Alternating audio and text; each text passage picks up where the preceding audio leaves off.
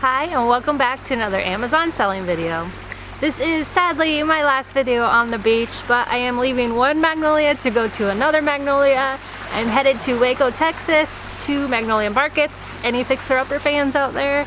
I'm really excited because this is my fourth time actually going, and every time we go there's something new, so I can't wait. I'm gonna visit all those new little shops. Last time it was a coffee shop, now there's all these other shops, so I'm really excited. If you're new to my channel, my name is Nikki Kirk, and I've been selling on Amazon, doing retail arbitrage, all from my fifth wheel RV, which I live in full-time as I travel around the country.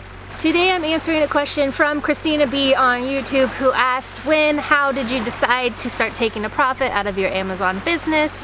And I'm sure this is a question that a lot of people have, so I thought it was a great opportunity to answer. Obviously everyone's financial needs and life circumstances and Amazon sales are different.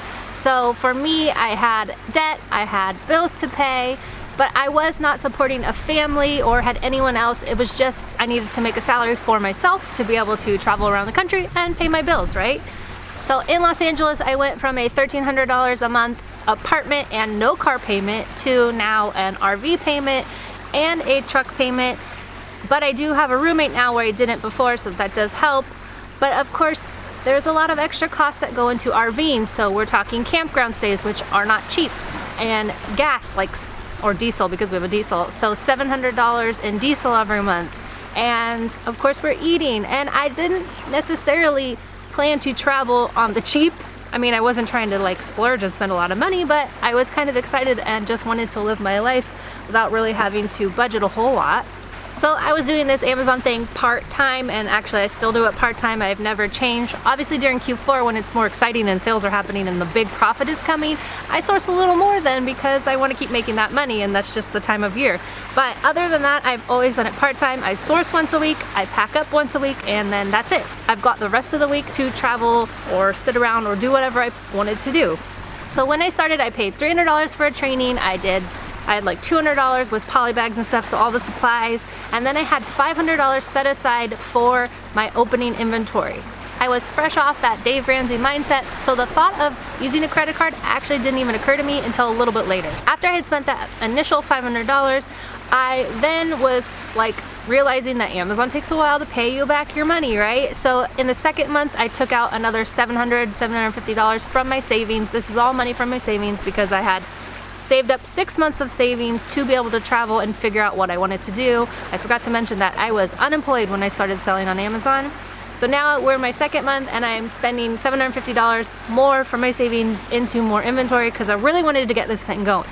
So now I'm all in at $1,700 at this point, or something like that, $1,750. And it was working. I could see that it was working. Now at this point, I'm only 2 months in and I knew how to get ungated in grocery, but it was a $200 minimum order, which it still is, and I didn't think I could justify that spend right off the bat. So we're going along, and then my roommate at one point was like, well, why don't you just use a credit card? Because I was complaining about how I couldn't buy inventory because I didn't have money to buy inventory, and it just didn't occur to me for whatever reason, and I was like, why don't I use one?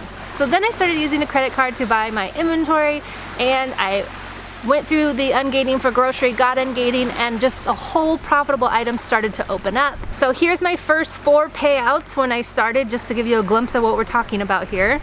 So I started, my first shipment was the end of August in 2017. So by November, I had enough money to start taking profits out to just pay back my initial investment. So I think I first pulled out $1,000 and paid that part down. So I had a little spreadsheet that I was keeping track of this on, but it was an old computer that I don't have anymore. So I lost the spreadsheet at some point. But so I was keeping track of my profit, and I took that initial part out, and I still had enough money to be buying more inventory. And then a little bit later on in November, I was able to pay off the whole investment. So now I have no investment in this anymore. It's just the business going on its own. It's free and clear. I am not losing any money if this fails at this point. Then the big Q4 payments started coming. So my first December payment was humongous. Couldn't believe it. And so that actually paid off all the credit cards of all the inventory, or credit card, I only have one, all the credit card of inventory that I had at that point. So then my second big payout it was actually the end of December, I think it was January 1st, that was all pure profit. So that was the first real profit I took out to pay myself, and it was exciting because it was a lot of money. Now obviously with Q4 being my, 4th or 5th month of selling, it really did help me to be able to get that money back. But typically Amazon sellers who they start taking a profit out around 4 or 6 months. So it was pretty in line. The key to knowing when you're ready to start taking out a profit is to understanding how much money you need for inventory. You don't want to skimp on your inventory to be able to pay yourself unless you absolutely have to. But you really want to keep building up your inventory to the point where you have the money now to keep this thing going and pay yourself because it's making that much profit. I feel like I'm just going to really quickly insert here what profit is because sometimes people don't totally understand it. When I'm talking profit, I'm talking about I paid off the cost of goods, I paid Amazon all their fees, I paid for all my softwares and all that stuff that I have for selling on Amazon, and then that's the extra money left over that I made. So I hope that clears it up a little bit. Okay, now this is the way that I continue to pay myself. So that first December was the first time I ever paid myself, but I did every month since then. And here's how I did it. I don't know if it's right or wrong or dumb. I really don't know. So I've never really said it. I mean, I've said it in the BOLA group a couple times, but because I don't really know if I'm doing things right, but that's Amazon, right? We don't know what we're doing. We just kind of jump into it. So how I would do it was I started just using one credit card. I now have 2 credit cards, totally different than when I started because the first one was just a personal card, but I took out some business cards that earn miles and points like cash back because why not? I'm spending thousands of dollars every month to buy inventory. I might as well be getting extra money on top of that. So I have like so many miles now. I think I can fly first class kind of wherever I want to go. But anyways, that's another point. So I have 2 credit cards I use now. So I just let Amazon pay me every 2 weeks like they normally do. I know you can request earlier, but I just got in the habit of every 2 weeks.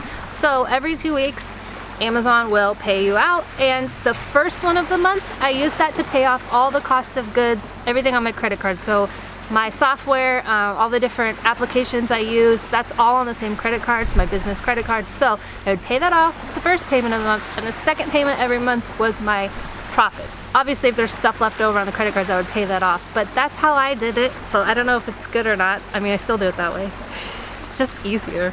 So that's how I decided when to start paying myself. It was after I had enough money for inventory and also to take money out and pay myself.